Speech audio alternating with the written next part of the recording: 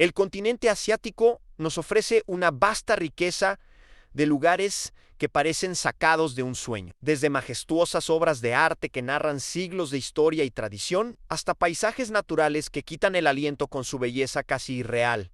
Asia es un mundo en sí mismo. Sus construcciones, algunas milenarias, otras modernas y desafiantes de la lógica arquitectónica, son testimonio de una visión cultural completamente distinta, cargada de simbolismo y espiritualidad.